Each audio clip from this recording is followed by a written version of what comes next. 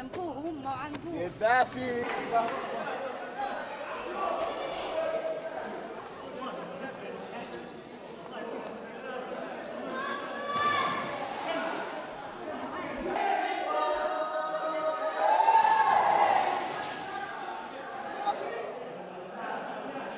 الأشياء هذه ملك الشعب الليبي، وهذه خانبة هي وبها. الشعب الليبي ليه 42 سنة هو عايش في فقر، وهو عايش في رفاهية هو وصغار، هذا كله ملك الشعب الليبي.